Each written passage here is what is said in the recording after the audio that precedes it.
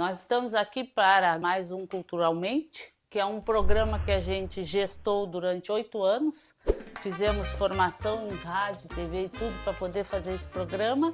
E a ideia é que nós possamos falar de assuntos importantes na psiquiatria com pessoas que a gente acha legal e gosta de conversar, falando também de coisas culturais, as diversões, vamos pensar nos prazeres da vida e tudo isso, falar de música, falar de teatro, falar do que quiser, e junto com temas importantes de saúde mental, principalmente.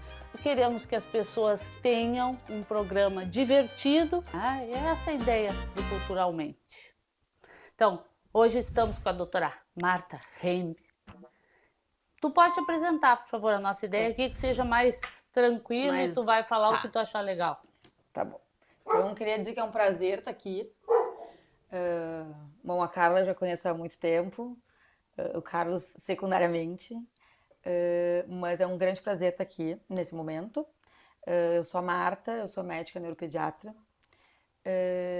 Trabalho hoje em dia mais com autismo e transtornos do neurodesenvolvimento, cada vez mais com diagnósticos de altas habilidades também, que é uma área que me atrai muito, cada vez mais, TDAH, enfim, e as dislexias, os transtornos de aprendizagem. Eu tenho formação em pediatria, depois fiz neurologia infantil e fui fazendo mestrado, doutorado muito na época em neurociências, mais voltado para epilepsia, mas com o passar dos anos, depois de ter morado um tempo em São Paulo, eu comecei a trabalhar mais com esses transtornos do neurodesenvolvimento infantil e hoje em dia é isso que eu faço com muito prazer.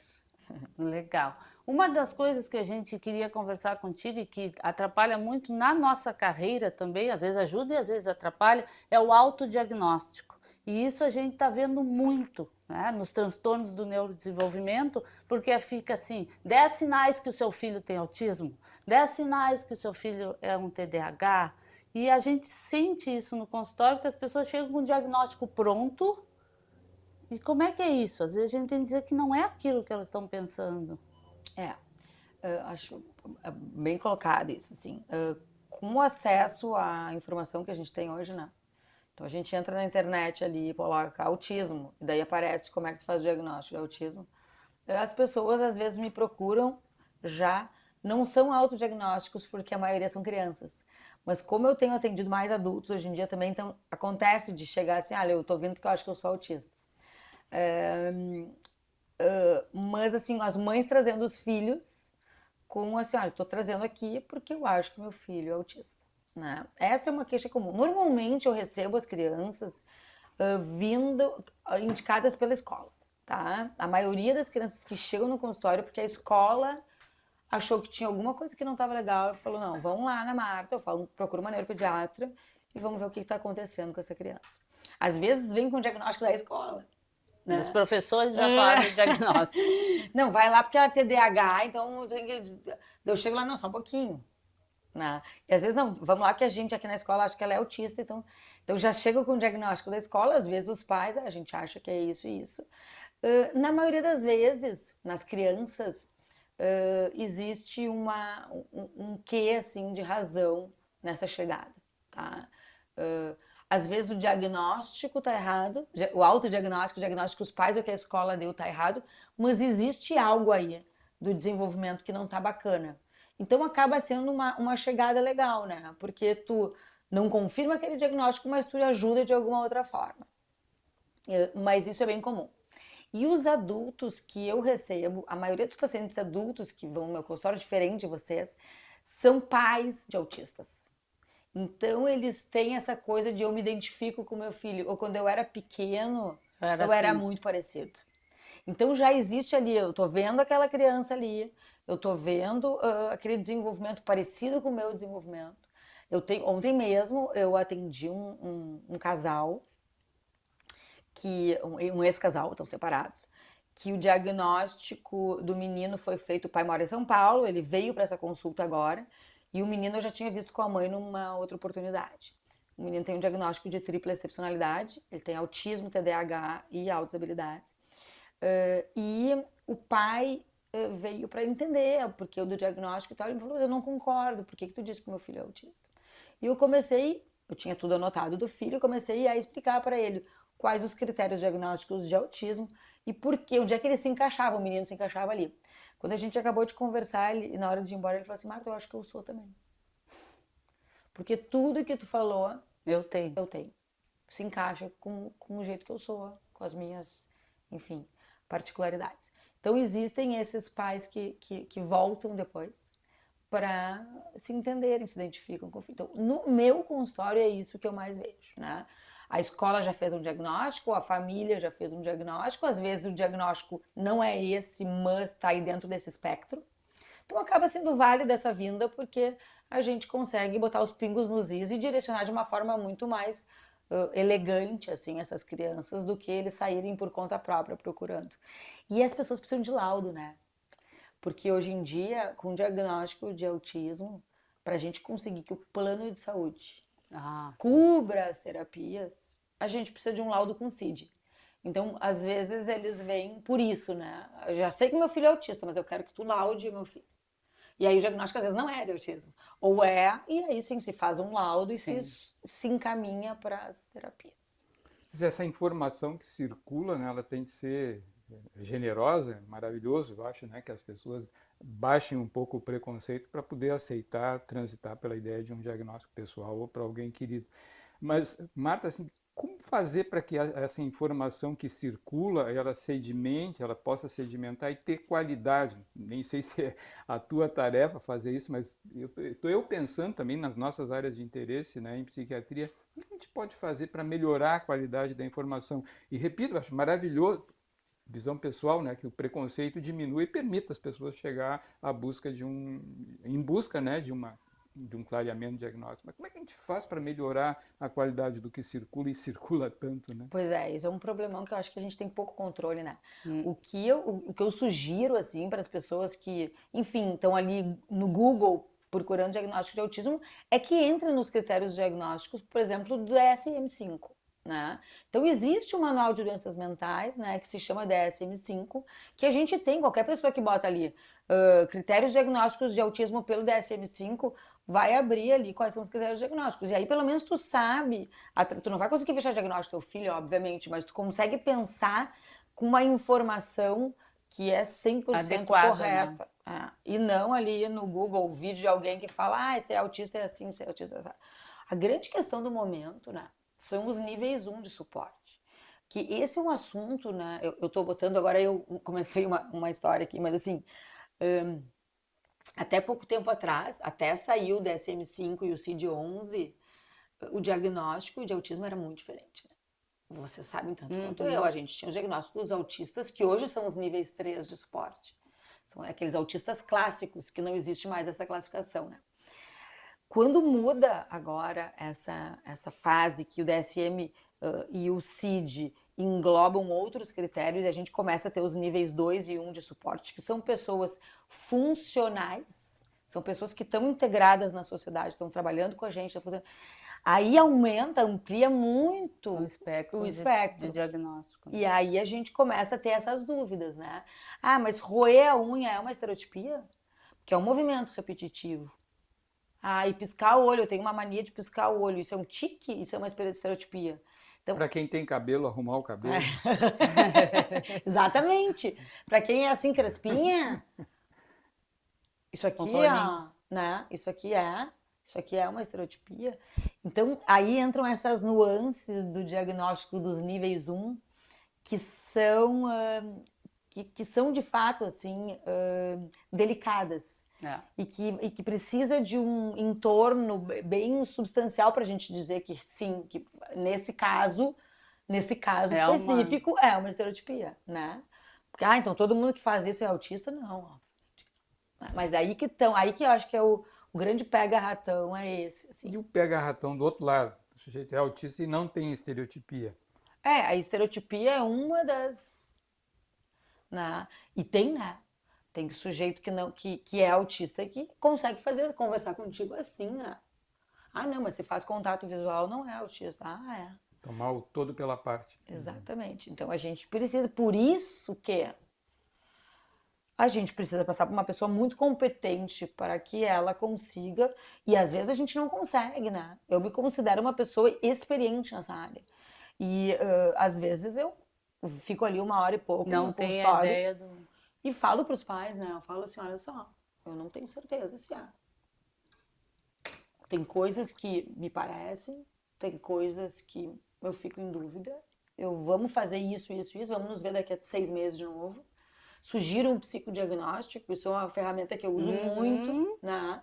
É um psicodiagnóstico porque, claro que pessoas específicas, que são as que eu encaminho, porque às vezes vem os psicodiagnósticos que tu tem vontade, assim, de sair correndo, né? Mas quando tu pega um psicodiagnóstico bem feito, por alguém que entenda de transtorno de neurodesenvolvimento, de altas habilidades, tarará, é um instrumento que pode te ajudar muito. Sim. Né? Porque daí aplica um Aí escala. Esclarece algumas dúvidas que às vezes tu fica, será que é TDAH ou se é uma ansiedade, será que é desatenção ou é uma ansiedade muito grande, né? Às vezes eu pego um VISC lá, um teste de inteligência com uma memória operacional baixa, e no testagem de TDAH a pessoa não tem características, não fecha um diagnóstico de TDAH clinicamente, e aí tu tem que questionar aquilo ali, né? Será que porque ela não é super ansiosa e ela tá baixando a memória operacional? Então, essas coisas são legais no psicodiagnóstico, são instrumentos, porque as pessoas perguntam, né? Ah, tem exame para fazer diagnóstico de autismo? Não tem exame. Não existe ressonância, não existe mapeamento cerebral. Se um dia falar isso para vocês, é bobagem. Né? O diagnóstico é clínico, mas existem instrumentos que nos facilitam chegar nesse diagnóstico. Isso que tu falaste de passagem do trio, né, da condição tripartite, né, que a pessoa possa apresentar. Sim. Para dar uma ideia, por que andam juntas? Essa é uma pergunta. Para mim, a parte mais linda do neurodesenvolvimento é essa, assim, por causa da genética. Né? Hoje em dia a gente sabe, e é muito claro, assim, que essas condições, especialmente autismo, TDAH, altas habilidades, superdotação, que nem tem CID, que não é um transtorno, mas é um diagnóstico relacionado, um dia talvez tenha. Porque... Sim, assim como o DSM-5 aprimorou, ficou mais específico, talvez entre, né? Mais sensível e mais específico, né? Até porque, por exemplo, as pessoas com altas habilidades, elas têm questões de funcionamento bem difíceis, né? Não é um diagnóstico, as pessoas não são assim, eu sou superdotado, que legal. Não. O que vem de dificuldade na superdotação é muito maior do que vem de facilidade. Sim, porque o mundo inteiro é médio, né? Exatamente. Então tu é mais intenso nisso, tu é mais intenso naquilo, tu funciona diferente, tu larga a escola, tu larga a faculdade. São pessoas que têm um funcionamento diferente, assim como os autistas, né? Sim. E tanto é que é bem comum essa junção, inclusive. Mas voltando à tua pergunta, senão a gente começa... essas questões que a gente chama de excepcionalidades, né? Quando tu tem um diagnóstico de altas habilidades e superdotação e tem algum outro diagnóstico neurodesenvolvimento associado, a gente considera dupla, tripla, 4 excepcionalidades. Então, as mais comuns são autismo, TDAH e altas habilidades e superdotação. E como TDAH e dislexia, né, os transtornos de aprendizagem são muito associados, a gente tem uma sobreposição, às vezes, de mutações genéticas e entra os transtornos de aprendizagem também. Então, a pessoa tem um gene lá que é, enfim, normalmente é multigênico, tá? Normalmente não é um gene que dá tudo isso. São algumas mutações que juntas... Que se expressam dessa maneira. Que se expressam dessa conjunto de polimorfismos. Exatamente. Assim. E aí, obviamente, que tem a parte da epigenética, né? Que é o ambiente que tu fosse criado, o ambiente da barriga da mãe, Era o que eu ia te perguntar a seguir, né? Porque genética não necessariamente é destino, né? Tem de ter uma interação com o ambiente. Total. Né? Para o desfecho. Né?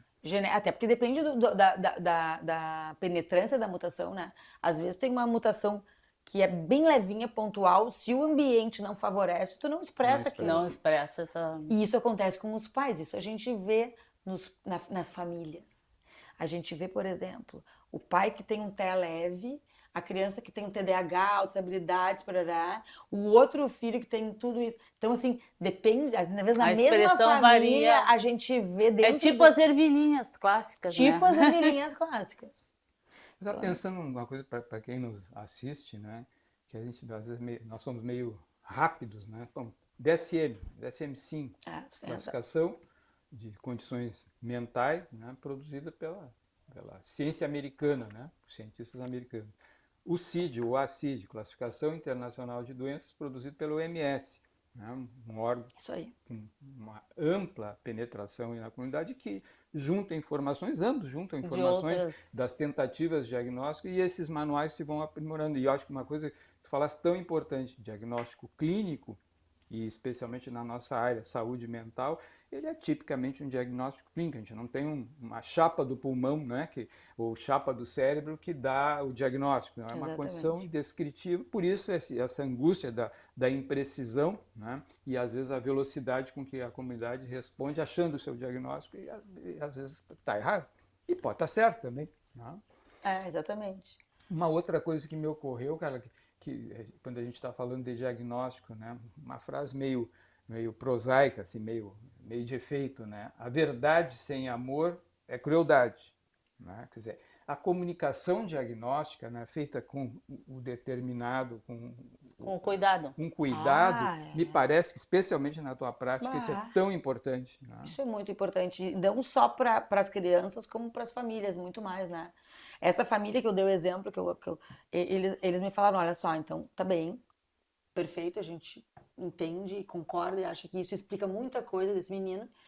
Porém, o seguinte, ele tá de aniversário essa semana, a semana que vem ele vai passar uma semana na Europa com o pai e não sei o que, não sei o que. Não podemos falar disso agora. Então, o timing, o jeito que tu entrega uma notícia... E eu digo, olha, nos adolescentes autistas, que normalmente... Isso é super interessante. Os adolescentes autistas que normalmente não estão bem, eles chegam no consultório com diagnóstico de depressão. E normalmente eles estão deprimidos mesmo. Quando o diagnóstico é feito na adolescência. Não o autista diagnosticado lá atrás, que agora é adolescente. Estou dizendo uma pessoa que nunca teve diagnóstico, agora é um adolescente. Chega deprimido. Chega deprimido ou ansioso. Via de regra é isso que a gente recebe. E muitas vezes com outros diagnósticos, né? Eu sou bipolar, não, eu sou borderline. Eu tô usando drogas. Ou tô usando drogas. E aí, isso é super comum. E aí a gente vê que o diagnóstico lá, não que não possam ter outros diagnósticos associados, comorbidades, e muitas vezes a ansiedade e a depressão são muito presentes, né? Mas o diagnóstico é o autismo. Então, a gente tem que tomar muito cuidado, só que o que eu digo para essas famílias, voltando, é assim, às vezes é libertador para um jovem autista ter um diagnóstico. Porque eles não se encaixam. Se encontram, né? Eles não se encaixam. Às vezes eles acham, será que o meu gênero tá errado? Será que a minha sexualidade não é essa? Eles começam a buscar em coisas mais palpáveis. Eu não pertenço a esse lugar. Por quê? Porque será que eu sou gay? Será que eu sou uma mulher com corpo de homem? Louco? Será que... Por que eu não pertenço? E às vezes a resposta tá, porque tu é autista. E o autista tem essa sensação. Muitas vezes o superdotado também tem essa sensação. E muitas vezes a pessoa com transtorno de déficit de atenção e hiperatividade. Então todos esses diagnósticos de transtorno do desenvolvimento te deixam meio deslocados, né? Às vezes tu fala, peraí, não funciona assim. E aí a gente traz um alívio para aquela pessoa. Uau, ufa! Então tem um nome, isso, eu não sou o único no mundo que sou assim. E agora eu vou conseguir me organizar a partir disso, né? Eu fiquei pensando agora nesse comentário, não se achar, não se sentir encaixado, especialmente acho que na vida escolar isso deve causar muito sofrimento, né? Muito, muito. E bullying, né? É bullying. É um horror, assim. Eu tenho muitas crianças que eu atendo que hoje em dia não conseguem participar da vida escolar. Tem condições cognitivas, tem condições comportamentais, mas não tem condições emocionais de estarem numa sala de aula. Porque tanto que sofreram ao longo das jornadas aí E não são autistas níveis 3 de suporte, esses muitas vezes nem se dão conta. Eles estão ali e não percebem, né? Mas os 2 e os 1, eles... E aproveitando, o que é o nível de suporte, né? Porque a gente, de novo, né, a gente passa meio rápido, entusiasmado por conceitos que parece que a gente domina, mas assim, para o nosso público, né, o que é isso? Eu acho que falar das classificações, uma vez que a gente está falando mais de autismo, eu acho que é super importante, justamente, assim, o que é o DSM, o que é o CID, que já foi colocado aqui, mas quais são os níveis de suporte, e quando a gente entra para o diagnóstico do DSM, né, que é o Manual de Doenças Mentais, ele está dividido hoje, ele divide o autismo em nível 1, 2 e 3 de suporte, sendo nível 3 de suporte pessoas que não têm nenhuma condição de funcionar sem auxílio. Sem suporte. Sem suporte. Né? Então, normalmente são pessoas que ainda usam fralda, que não tem, não tem a oralidade, né? Que a gente chama hoje em dia não verbal, a gente fala, mas hoje em dia a gente usa a palavra não oral, né? Não são orais, e estão ainda de fraldas, não conseguem desfraldar, não conseguem comer sozinho, não conseguem tomar banho, são pessoas que precisam de adulto para tudo, ou de outra pessoa para tudo. O nível 2 é um nível intermediário, que não é completamente independente, mas que muitas coisas já consegue. E normalmente a gente vê no consultório assim, a criança que já está conseguindo falar funcionalmente, mas ainda está de fralda. E às vezes por questões sensoriais até, não consegue tirar a fralda. E aí o banho ainda também precisa de um certo auxílio. E os níveis 1 de suporte são aqueles que conseguem, são funcionais, independentes. E aí entra uma coisa bem interessante, assim. O nível de suporte a gente não pode dar numa certa idade. Porque as crianças ali até os 3, 4, 5 anos de idade, elas precisam de suporte de adulto. Então, às vezes, eu recebo famílias que falam, tá, mas qual é o nível de suporte do meu filho, doutora? E a criança tem 3 anos. Eu digo, não tem como dizer o nível de suporte do teu filho ainda. Ainda é muito cedo. Porque as crianças com 3 anos estão desfraldando, ainda não estão com a comunicação 100% funcional. Algumas, né, obviamente. Mas está dentro da normalidade do esperado. Então, tem uma época da vida das crianças que a gente consegue classificá-las pelo CID. Tem uma época que nem pelo CID a gente consegue classificar. Porque daí entra essa outra classificação que é do CID, que separa como autismo com ou sem comunicação funcional e com ou sem inteligência preservada. Uma criança de 1 ano e meio Não ou tem 2 como anos, avaliar isso. nenhum dos dois, né? Não tem como avaliar uma comunicação funcional e nem o nível intelectual dessa pessoa. Tá? É por isso que talvez também os diagnósticos eles apareçam mais na fase escolar, né? Exatamente. Quando o desafio sobe de nível, né? Normalmente os diagnósticos mais precoces são das crianças mais comprometidas. Nível 3. Porque daí já começam bem pequenininho, muita estereotipia, às vezes antes de caminhar já estão ali, demora, começa a ter um atraso muito grande nos marcos do desenvolvimento, né? E aí por isso que no CID, por exemplo, tem o Z, né? CID Sim. 11.6A2.Z, que é inespecífico. Então, na primeira infância ali, até os 3, 4 anos de idade, a gente tem que usar um CID inespecífico, não tem como tu atestar E uma coisa, deficiência intelectual. talvez um conflito, então, assim, o diagnóstico tão cedo, eu imagino que poderia ser uma vantagem pela estimulação, pelo cuidado precoce. Mas precoce demais pode ser induzir para algo que não era o caso, ou seja, não um diagnóstico equivocado. Então, eu fico imaginando tu, diante desse dilema, né? Como equilibrar as coisas? Né? Então, é um dilema e é uma conversa que eu tenho com as famílias, especialmente quando eu tenho dúvida diagnóstica. Quando é um caso de uma criança que claramente é um TEA, tá? TEA autismo, transtorno do espectro do autismo, que dá para ver cedo, a gente tem que começar a direcionar para uma estimulação precoce, que a gente sabe que isso é vantajoso. Mas quando tu fica em dúvida, normalmente o caminho que é expor essa criança a um ambiente mais rico para ver a reação. A estimulação. Exatamente. E a escola é esse ambiente, né? Então, às vezes, a gente já fala, quem sabe a gente coloca essa criança na escola, vamos ver como é que ele vai reagir com outras crianças, com outros estímulos, longe dos pais, num ambiente diferente, com outra pessoa oferecendo. Ah, não, ele só come coisas brancas. Às vezes, em casa, as crianças só comem coisa que é a seletividade alimentar, que é tão presente no autismo, e na escola eles comem de tudo. Porque tem outro comendo, ele faz igual, né? Também, muitas vezes. Exatamente, por ele estímulo. imita. A imitação, que faz uma parte tão importante do desenvolvimento infantil, ela é muito mais interessante ser a imitação dos pares do que dos adultos. A gente não Sim. quer as crianças imitando os adultos, a gente quer as crianças imitando as crianças, aprendendo com as crianças. Por isso que irmãos, nesse caso de desenvolvimento infantil, quando tem irmão em idade próxima, são os maiores reabilitadores, né? Os irmãos são os maiores reabilitadores, porque é estímulo todo o tempo. Ah, é interessante. Né? Isso é muito legal. É muito claro legal. que esse irmão merece, então, também digamos, um aprimoramento aí no seu conhecimento do que está se passando para não abusar do humano, para não estressar o humano. E às vezes a gente, quando o irmão é mais velho, o estimulador, no caso, é mais velho, a gente conversa, eu converso com os irmãos, eu peço para as famílias levarem os irmãos e eu converso, olha, tu tem um papel bacana, quando tu fizer isso e isso com teu irmão, ele vai te imitar. Ele não tem muita ideia do que é certo, porque senão daqui a pouco eles começam a sacanear, né? Sim. E daí começa Sim, a gente... irmão, né? Irmão, né? Até porque o outro vai ter muita atenção, né? Muito, é um problemão, né? É o mimo. É, o outro vai ter uma atenção, porque necessita. Não, mas como é complexo, né? Tudo para a gente ter um diagnóstico cuidadoso, né? Então, reforça a ideia de que não dá para ficar só na rede, né? Redes sociais, só no diagnóstico online. E o bom do autismo, nessa coisa do diagnóstico, do autodiagnóstico, é que, invariavelmente, quando a pessoa acha que meu filho é autista, vou fazer isso, como eles precisam do laudo para conseguirem um respaldo financeiro, eles precisam passar por um médico. E aí isso facilita a gente ajudar nessa organização. Não dá para, entendeu? Tocar o barco, porque o custo de uma reabilitação de uma criança autista é muito alto.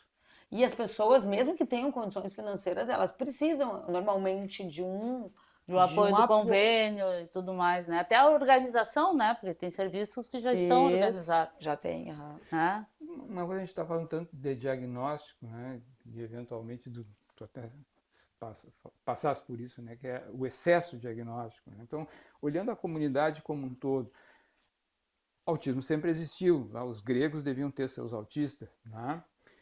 Quem sabe até digamos, os Neandertal também teriam, né, seus autistas, mas aumentou o número de autistas ou a precisão diagnóstica está mais presente? A gente acerta mais hoje em dia? Aumentou o número de autistas por conta dos novos critérios diagnósticos. Como entraram os mais leves, os níveis 1 e 2, hoje em dia a gente tem muito mais autista do que a gente tinha há 10 anos. Sim, então, quer dizer, a ideia de ter transtorno do espectro autista responde essa questão. Perfeitamente. Porque pega lá aqueles, os autistas leves, que a gente não usa esse termo, mas que são. E antes a gente só fazia diagnóstico dos autistas profundos, dos autistas graves. Hoje a gente tem dois terços que não tinham diagnóstico antes dentro, então tem muito mais.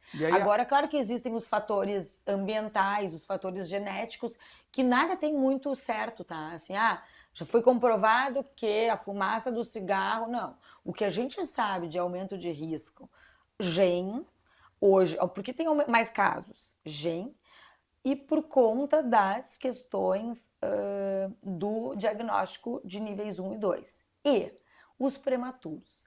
Esse é um assunto interessante. Os prematuros sobrevivem hoje. Antes não sobreviviam. É verdade. E essas crianças estão em altíssimo risco de transtornos do neurodesenvolvimento. Não só autismo, mas dislexia, TDAH. Todos eles. O que é prematuro hoje? Prematuro é a criança que nasce antes das 38 semanas. 38. Mas é óbvio que quanto mais prematuro, mais risco. E eles conseguem sobreviver, né? Hoje em dia a gente tem crianças de 400 gramas, que nascem com 400 gramas, que antigamente era um natimorto. Menos de 500 gramas já era considerado. Na minha residência a gente eu nem cuidei animava. De 500 gramas, Exatamente. assim. Eu também. Até hoje eu tenho contato com uma mãe. A primeira nenê que eu peguei com menos de 500 gramas, a Maite. Até hoje e a guria tá espetacular, ela não tem nada. Claro, provavelmente era PIG também, né? Tinha um retardo de crescimento, tinha outras coisas. Mas hoje a gente tem uma gama de crianças aí que foram prematuras e que desenvolvem transtornos no desenvolvimento. Só um cuidado, PIG tem um sentido popular diferente, mas assim... é pequeno para a idade gestacional. Porque PIG também tem um outro sentido que seria bem inconveniente. Né? PIG de pequeno para a idade gestacional, né? Então, porque se tu pega um prematuro que é pequeno para a idade gestacional, ele está mais desenvolvido. Então, ele tem mais um prognóstico melhor. Mas isso é bem interessante de diagnóstico.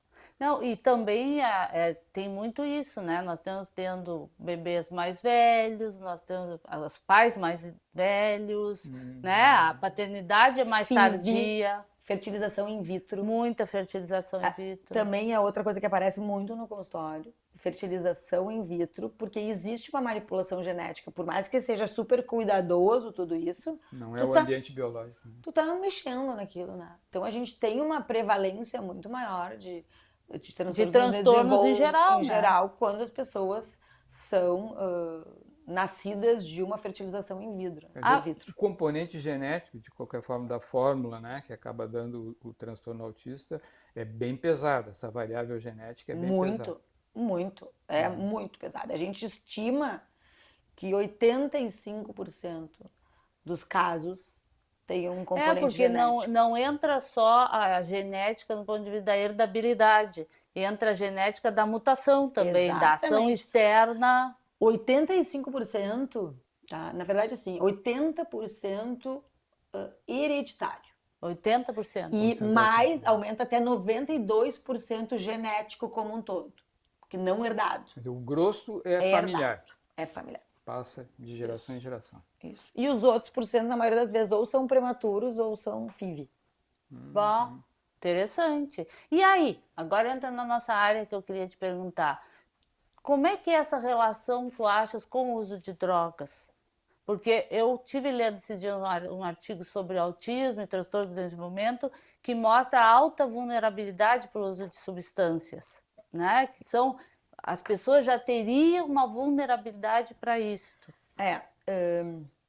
O que o conhecimento genético disso eu não tenho para te passar, tá? O que eu sinto e que eu vejo no consultório, que são pessoas que não se encaixam.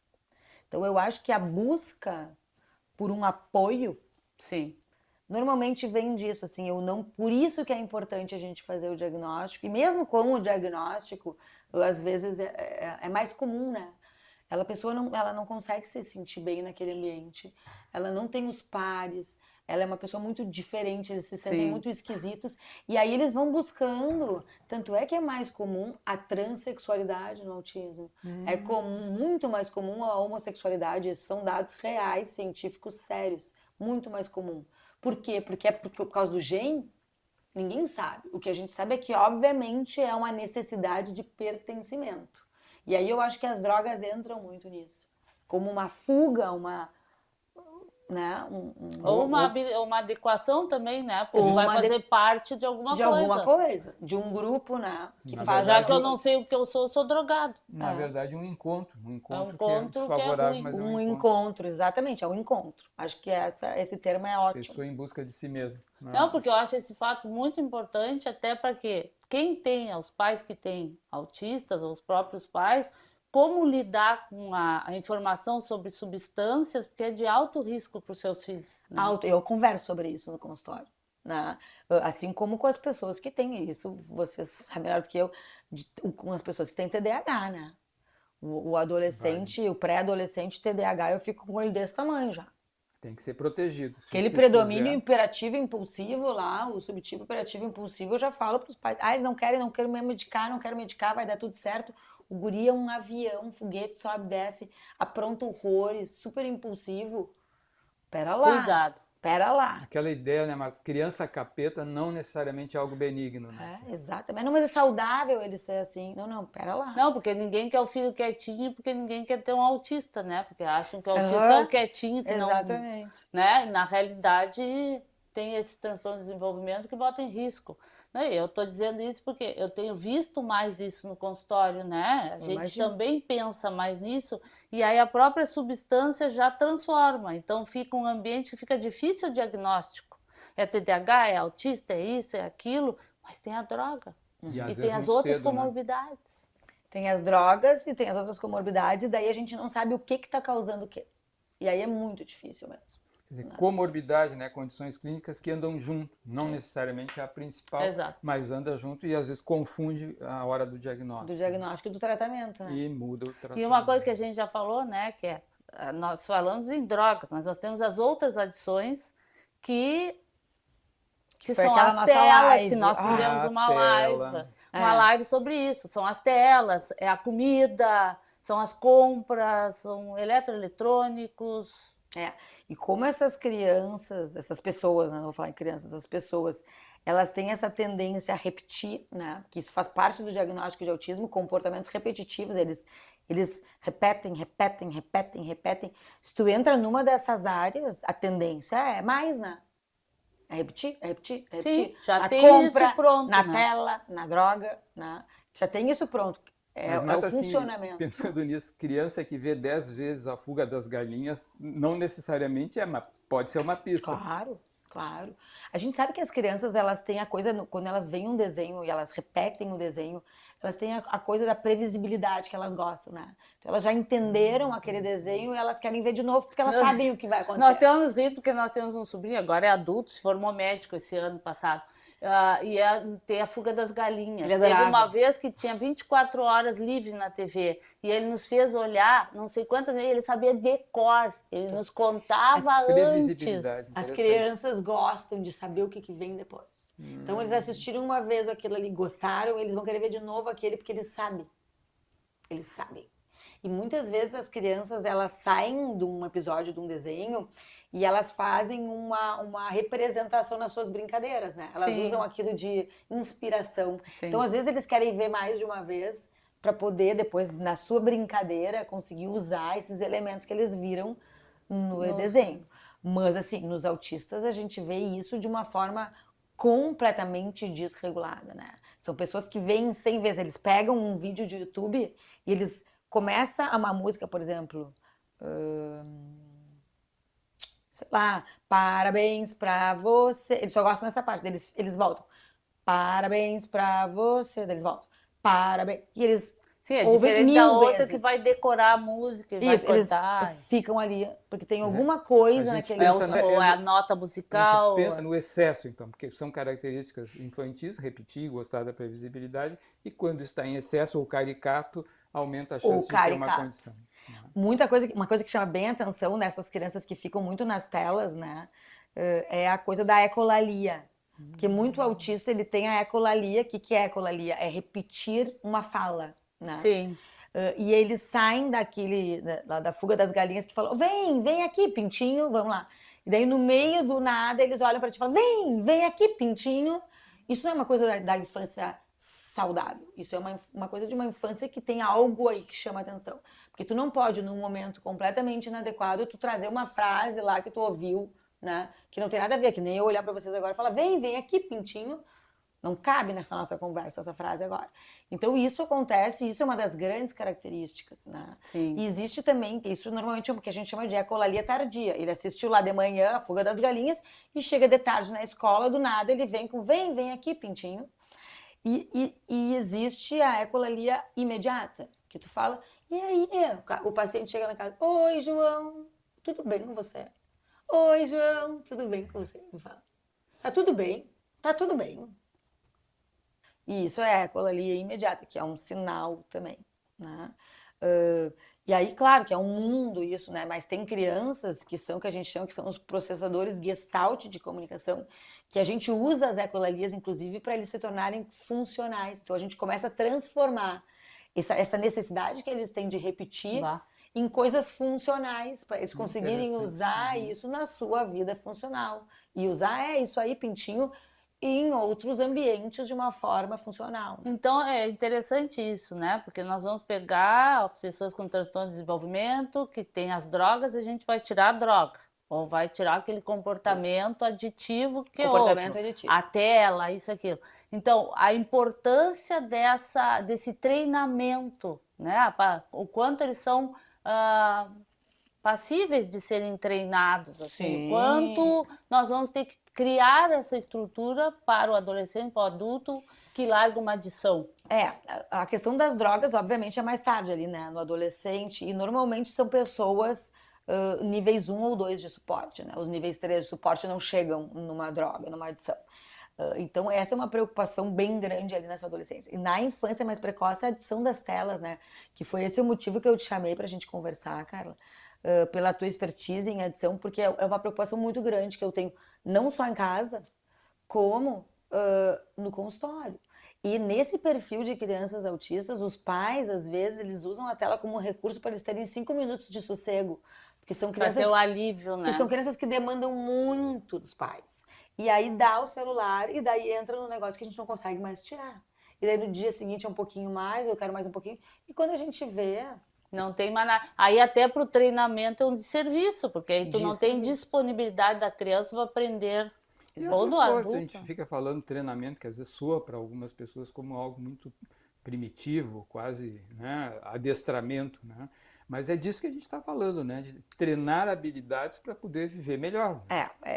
Essa colocação eu acho assim super pertinente, porque as pessoas têm essa impressão. Quando falam em ABA, que é a análise aplicada do comportamento, né? Applied Behavior Analysis, que é uma das formas de reabilitação de pessoas autistas, vem na mente da maioria das pessoas a coisa do cachorrinho, né? Dá o biscoito, o cachorrinho faz o que tem que fazer. Deu a patinha, recebe o biscoito. Deu a patinha, recebe o biscoito. Então, as pessoas que conhecem há mais tempo esses termos e vão estudar isso, elas acham que ABA é uma coisa muito agressiva, que a gente treina essas coisas. O ABA passa por tudo isso. O ABA é uma ciência, né? Que tem como conceito a gente avaliar o comportamento, entender o que teve de antecessor daquele comportamento e trabalhar em cima disso. Então, dependendo do nível da pessoa, às vezes a gente passa por, depende, se a criança for uma criança grave, a gente passa por um treinamento de repetição. Até porque a repetição, especialmente quando existe uma deficiência intelectual, a repetição faz com que o cérebro consiga entender que aquele jeito é o jeito de funcionar. Então, às vezes a gente precisa da repetição. Sim. Às vezes a gente não precisa. Às vezes é mais uma coisa que é muito mais simples, né? Mas a verdade é que esse treinamento aí, ele acaba sendo, nas pessoas níveis 2 e 3 de suporte, imprescindível para eles adquirirem autonomia, que é o que todos os pais querem. Não me interessa se eu tiver que explicar 30 vezes como é que tem que sentar na privada, pegar o papel higiênico, tarará, porque meu filho precisa fazer isso sozinho. Eu não vou trocar o dia que ele aprende a fazer. Que automaticamente, às vezes não é porque ele entendeu por que é a privada. Ele automatizou que tem que quando fazer ele tem vontade, dor de barriga, ele tem que sentar naquele lugar, sai o negócio dele e ele se limpa. Né? Sim. Automatiza, às vezes, quando as crianças são mais comprometidas do ponto de vista intelectual, automatiza, mas a gente precisa disso para a independência. Mas assim, pensando, replicando isso, quando eu pego um autista adulto jovem, um adolescente, e eu tiro a droga, eu tenho que automatizar outros comportamentos. É semelhante o processo, porque eu tenho que ajudá-lo, sei lá, a namorar sem substâncias, namorar, Perfeito. Sair de casa, ter amigos sem o celular. Exatamente, só que se esse autista, no teu caso, esse teu paciente aí, ele tem cognitivo preservado, uma intelectualidade preservada, a repetição não precisa ser tão grande, né? Então, às vezes precisa, mas às vezes normalmente a gente consegue ali explicar 2, 3, 4, 5 vezes, tá bom. Num autista mais comprometido, às vezes precisa ser 100 vezes, 1000 vezes para ele entender. Né? Verdade. Uma coisa que tu falaste que às vezes soa como um palavrão, né, para quem nos ouve, que é a limitação cognitiva, ou expressão mais deselegante ainda, que é retardo mental. Então, assim, parece que também circula um pouco uma glamorização da condição do autista, como necessariamente ser um sujeito não compreendido, mas que tem capacidades elevadas, né? E parece que, infelizmente, nem sempre é assim, né, Marta? Isso também é interessante porque, de fato, às vezes as pessoas falam, quando a gente fala em autista nível 1 de suporte, normalmente vem essa ideia de Asperger, que era o termo que a gente usava antigamente, que pessoas muito funcionais do ponto de vista intelectual. E aí fica uma coisa meio glamourizada, né? Bill Gates, Steve Jobs, Elon Musk, são pessoas que circulam, inclusive se colocam como Aspergers. E aí, uau, então ser autista é legal. Todo mundo vai ser Elon Musk. O que a gente sabe? Que quando a gente tinha só lá os diagnósticos dos níveis 3, existia e ainda um nível de deficiência intelectual, que é o retardo mental, o déficit intelectual, ele era muito prevalente no autismo. E ele segue sendo nesse grupo mais debilitado. Tem mais gravidade. Nos níveis 3. Porém, isso não é verdade para o nível 2 e 1. Hoje em dia a gente sabe que a condição intelectual, né, dessas pessoas é muito semelhante com a da população em geral. Mas como existe a questão genética que está relacionada a altas habilidades e autismo, existem sim mais casos de superdotados autistas. Porque são do transtorno de desenvolvimento. Porque estão dentro do mesmo mutação genética.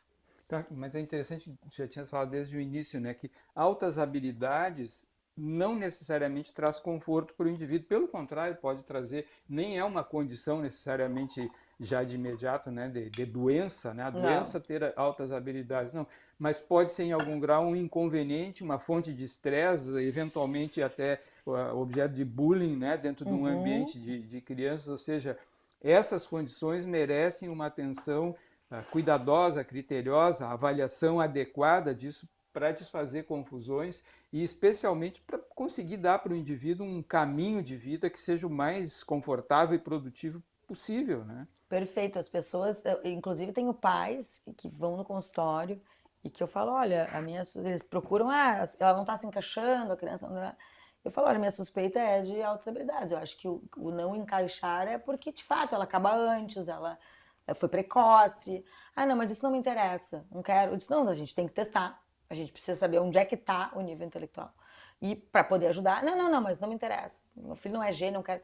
E eu falo, olha, isso é uma negligência. Sim. Porque assim, ele tá tentando. É verdade. Tu tá vindo aqui porque teu filho tá com dificuldades. E eu tô te dizendo que a dificuldade dele tá relacionada a ele ser superdotado ou ter altas habilidades. E tu tá dizendo que, então aí não te interessa, isso não é incomum. Tá? Ah, não, Sim, depois ele se vai... é inteligente, é bom, não precisa fazer não precisa nada. fazer nada, entendeu? Mas não, ele tá vindo por dificuldades. Então as altas habilidades, e aí o conceito altas habilidades e superdotação, hoje em dia ele caminha junto, tá? Porque são várias teorias dentro das teorias das altas habilidades e superdotação, e hoje a gente considera um nome único, altas habilidades / superdotação. O que se sabe é que, cientificamente, o QI de 120 a 130 são altas habilidades, e o QI de 130 acima é superdotação. Então a pessoa pode ser só altas habilidades ou superdotação, mas hoje em dia se usa esse termo como um todo. Coisa só. QI é coeficiente de inteligência, né? Uma medida de inteligência.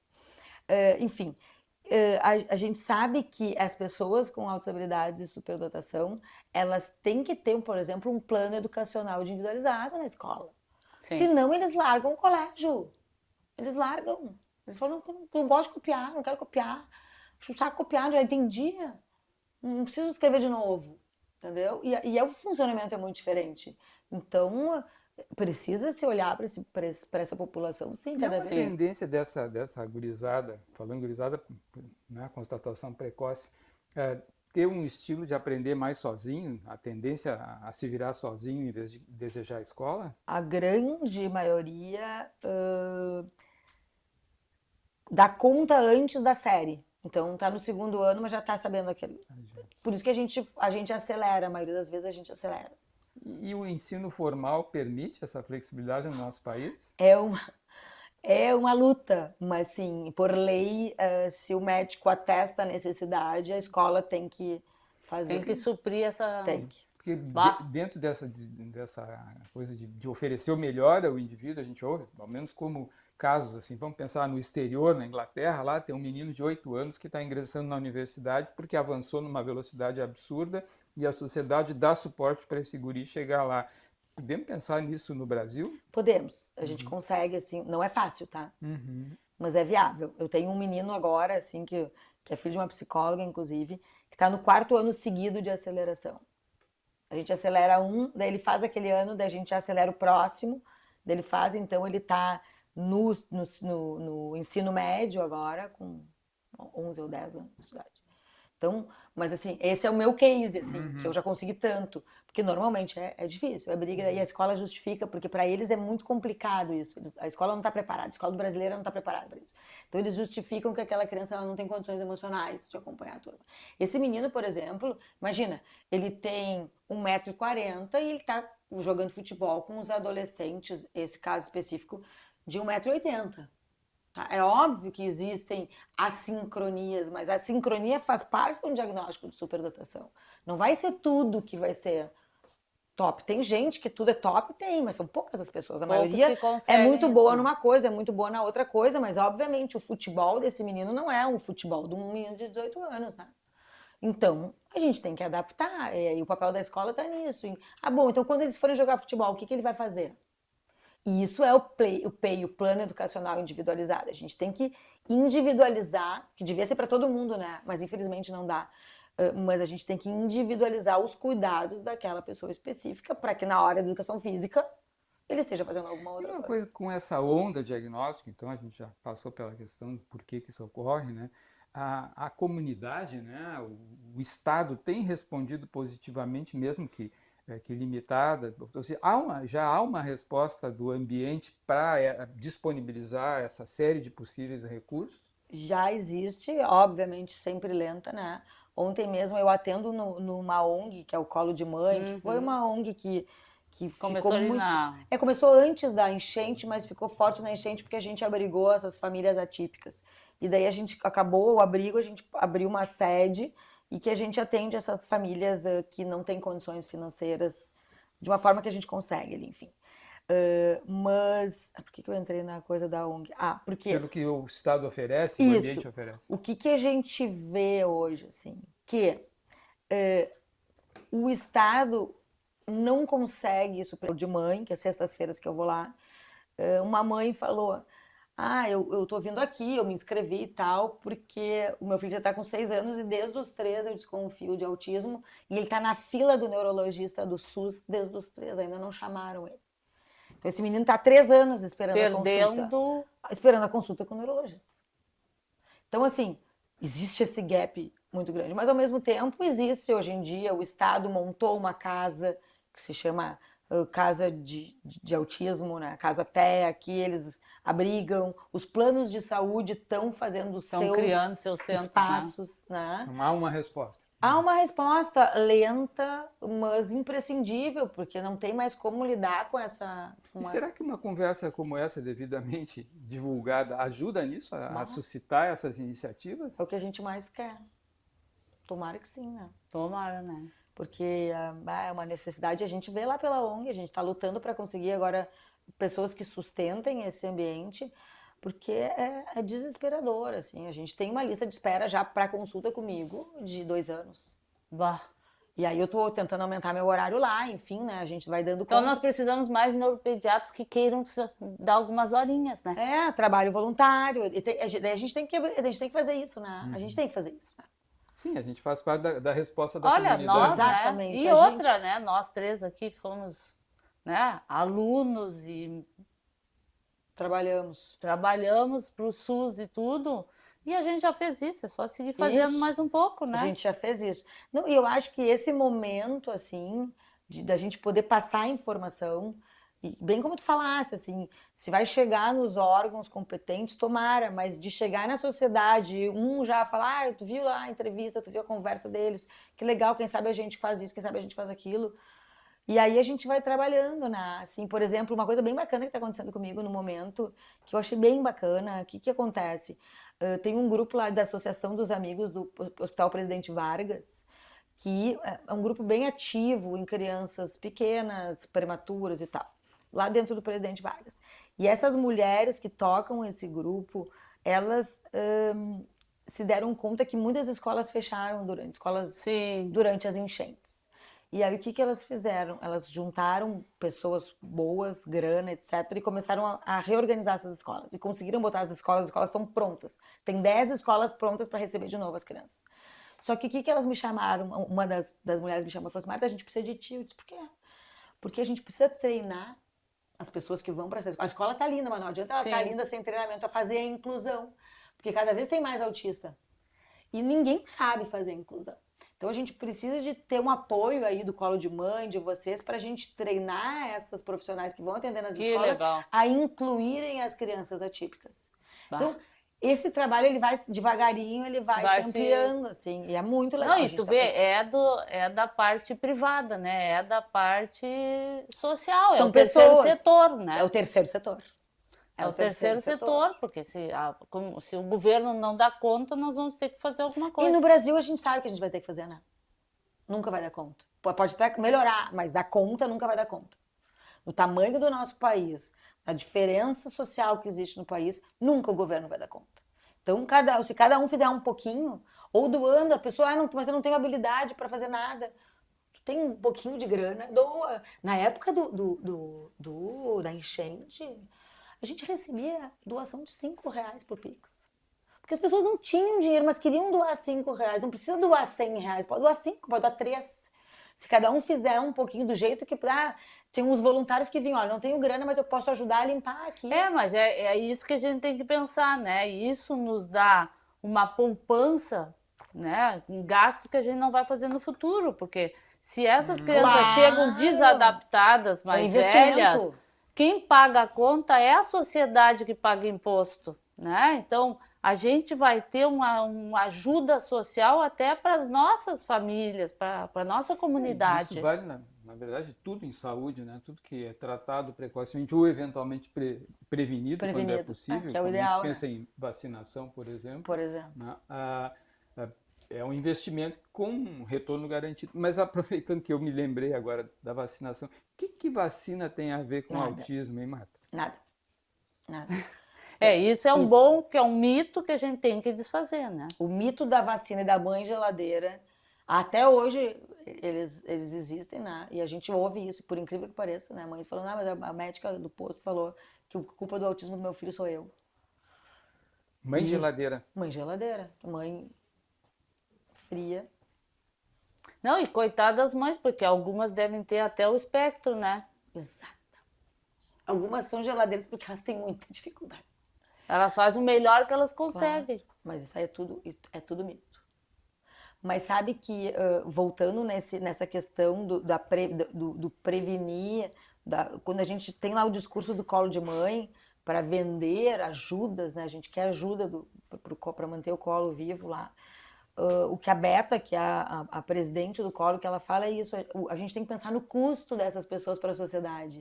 Porque se a gente não conseguir reabilitar, muitas pessoas que seriam funcionais não serão, e isso pra gente lá adiante vai ser um custo social maior do que agora a gente tá. Então esse é o ponto. Não, entendeu? e aí vai começar a droga, aí vai começar isso, vai começar aquilo, e o custo vai ser altíssimo. Exatamente.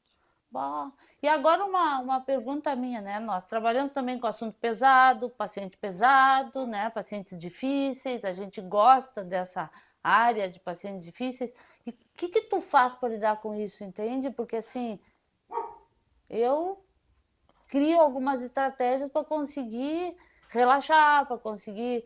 Porque a gente vive num mundo que é muito sofrido, né? A gente trabalha com coisas que muitas vezes... Nós trabalhamos com doenças que não têm cura, né? A gente trabalha com doenças que a gente ajuda a manutenção, a melhora, mas não tem cura. Como é que tu faz para lidar com isso, né? É uma coisa que às vezes a gente não se dá conta, mas a gente sai do consultório, né? A mesma coisa que vocês, assim, a gente sai do consultório e fica sendo... Buf! E agora? Eu tenho o meu vício, minha terapia, que é a atividade física, né?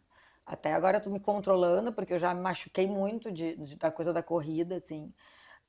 Mas eu tenho 1h30 por dia que eu dedico à academia, que é o que eu acho que é a minha grande válvula de escape, assim. Que eu vou, que eu faço uma esteira, que eu faço um transporte, que eu faço uma musculação. É um ambiente, academia que eu vou, é um ambiente que eu gosto, não é uma super academia, é uma academia pequena, que eu conheço as pessoas que fazem no mesmo horário que eu, então eu acabo tendo uma troca bacana ali. Os meus filhos, né? Quando eu pego os meus filhos, né, pequenos assim ainda, e na hora que eles estão em casa, é um momento que eu saio um pouco de giro para entrar no giro deles. Mas eu não consigo sair completamente de giro. Porque assim como vocês, a gente que trabalha com condições graves, a gente tem plantão 24 horas. Então não adianta, o meu telefone toca, eu tenho que atender. Porque tem uma criança convulsionando, porque a epilepsia é uma das comorbidades muito relacionadas ao autismo, ou porque tem uma criança em crise que está espancando alguém, ou porque tem uma super deprimida. Ontem eu atendi um caso de noite de uma pessoa adulta que estava muito deprimida. Então, assim, a gente não consegue descansar completamente. Mas tem, assim, e o que eu fiz pra mim nesse momento, a minha mãe tem Alzheimer, a minha mãe tá super comprometida dentro da condição dela, então eu consigo separar o meu final de semana, assim, no momento com os meus filhos, no momento com o meu pai e com a minha mãe, porque eu preciso dar um apoio pro meu pai também. Ela pouco se dá conta, mas ele tá sofrendo muito. Então também é pesado, mas eu dou uma mexidinha ali. E eu tenho feito umas férias grandes por... Eu ia te perguntar de férias. Umas férias assim que eu falo, não. De verdade? De verdade. 2, 3 semanas. Isso é férias grandes. É. Ah, tá. Mas é o que eu consigo, assim. Não, e daí assim, Ano Novo, Natal, a gente faz essas semaninhas que nos ajudam, Os né? congressinhos, as coisas. Mas umas férias, assim, que a gente vai pra um lugar e que eu tento me desligar. Mas as últimas 3 férias, por exemplo, eu atendi durante as férias. Porque não adianta, às vezes Não é adianta. uma coisa. Não, e agora a gente tá acessível no mundo inteiro, né? E aí a minha secretária fala, ó, tem um caso que tu vai precisar, tu consegue? Daí eu vejo um horário específico lá e atendo. Claro que bem reduzido, né? Mas é isso, assim, mas eu acho que nós profissionais da saúde, nós temos que cuidar da saúde mental mais do que qualquer outra pessoa, porque senão a gente também... E eu acho que o que esgota muito é isso, né? Às vezes são as más notícias, às vezes a gente tem que dar uma realidade que é pesada, né? Dar um diagnóstico, eu acho muito pesado. Cara, eu acho que não é só dar, me parece que a gente está falando de compartilhar, porque na medida em que a gente chega a essa condição, a gente embarca junto. Embarca Não junto. tem de entregar e, né? A A gente pessoa leva embarca embora, junto. não, embarca junto. Né? A gente sofre junto, né? Olha, eu tenho, assim, tem dias no consultório que eu vou junto com a família, assim, que eu vou, porque é difícil, né? Em casos mais graves, assim, enfim. Não, e Mas- casos que demandam dinheiro, casos que tu vai ter que dar para a pessoa a notícia que aquilo vai exaurir a família e vai... E essas famílias, especialmente essas famílias, por exemplo, que as que eu atendo no colo de mãe. O colo de mãe é um dia que eu saio acabada, né? Porque são pessoas muito carentes. Pessoas muitas vezes com diagnóstico, eles não têm condições de comprar remédio, né? Então não adianta tu dar uma receita, a Marta tá ali, me deu a receita, que bom, o que eu vou fazer com essa receita? Eu não tenho Sim, não condições tem de como comprar. né? Então, essa carga é a carga que mais me pesa, assim, né? Pô, o que vai ser da vida dessa gente? Porque sai dali, não vai ter terapia, vai voltar comigo não sei quando de novo, porque a agenda é Tá super cheio. cheia. Eu acabo dando meu celular pra todo mundo, né? Porque eu fico morrendo de pena, não sei, eu falo, não, qualquer coisa me liga, então, porque eu te ajudo à distância. Então, quando eu vejo a população inteira tem meu telefone, porque é o jeito que eu consigo dar algum tipo de suporte. Mas isso é uma sobrecarga que, pá, Mas olhando em perspectiva, nem sei se tu consegue responder isso, né? Bom, entendesse um monte de gente aí que não tem condições de fazer aquele protocolo ideal, né? Ou nenhuma aproximação disso, nem remédio talvez, mas olhando em perspectiva, no que deu essa gente? por exemplo, as do abrigo, Que tu Como conseguisse evoluem. avaliar e que tu não conseguisse contar com nenhum suporte para ir adiante. Se é que tu tem essa visão de retrospectiva. eu não, eu não, eu não tenho, eu acho que ainda essa margem de tempo trabalhando com isso especificamente para saber desses. Mas ontem, por exemplo, eu falei com um menino que tinha, eu falei por telefone que ele não foi, que estava no abrigo, que é um autista nível 2 suporte, um menino maior, se comunica bem, ele funciona bem, mas tem algumas coisas que não. Só mora com o pai, a mãe abandonou.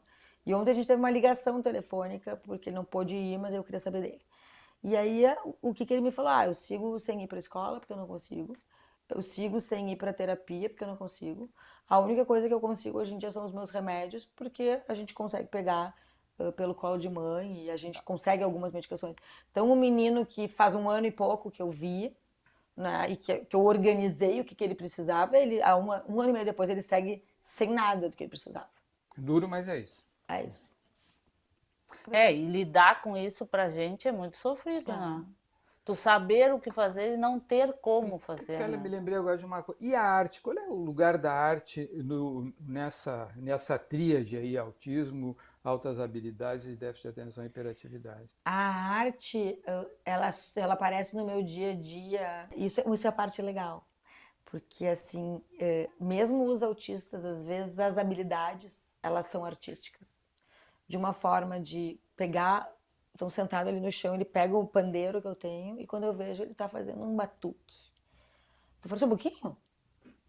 Da onde saiu isso? Não sei, doutor. Ele pega, quando a gente tá conversando, ele começa na mesa e sai, assim, um som. Então, tu não tá esperando, e a família nem vem com essa...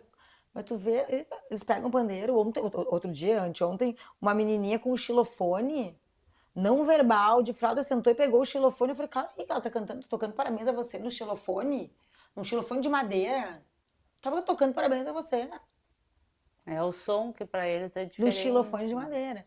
E a coisa do desenho também. Tanto é que se fala muito nesses autistas que fazem desenhos em 3D, que eles têm uma coisa de memória muito aguçada, né?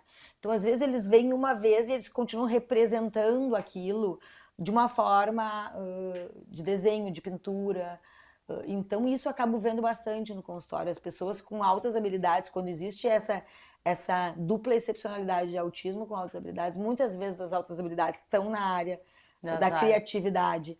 E aí a gente vê coisa muito bacana saindo dali. E talvez um potencial de futuro, né? De trabalho, vender um quadro, fazer que é o que a gente diz, né? Quando a criança tem lá uma dificuldade em matemática, o que a gente faz? Investe em matemática, né? Para a criança perder aquela dificuldade.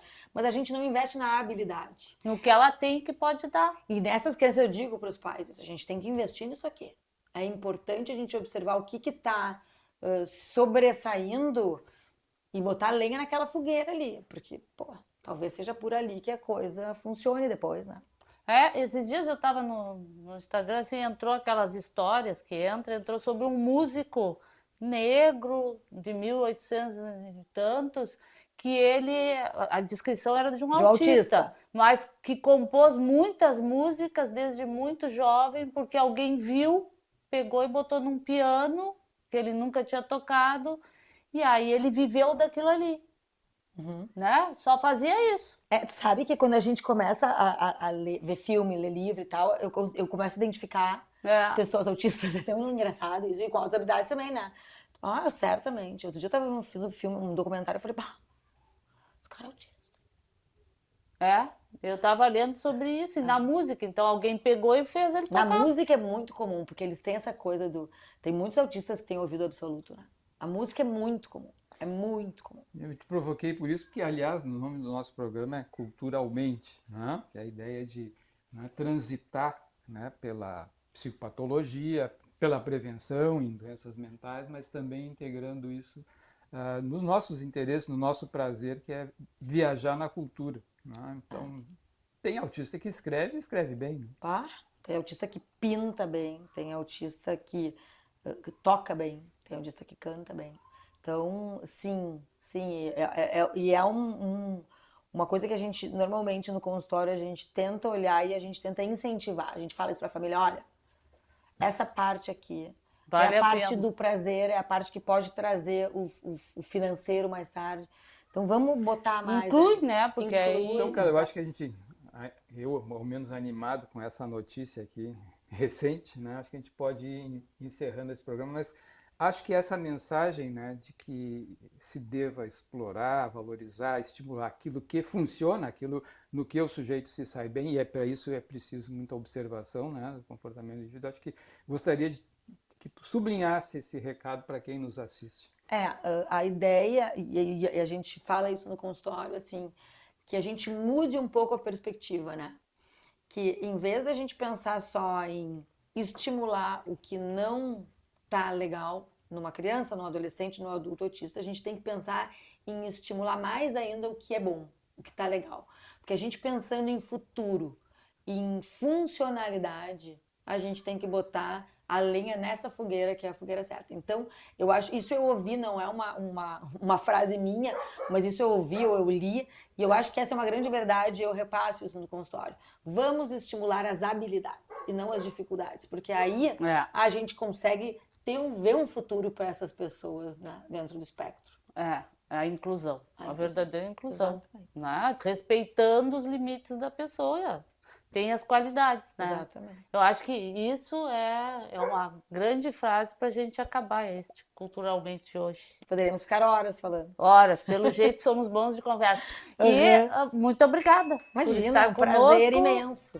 E vamos ver se a gente leva essa mensagem para muita gente. Tomara. Vamos ver se a gente arranja amigos para contribuir com o colo de mãe, né? E a Marta nos trouxe uma energia intensa, né? Uma pessoa intensa, com muito trabalho, e ainda sobra tempo para exercitar, né? E manter o corpo em harmonia. Eu preciso do meu exercício.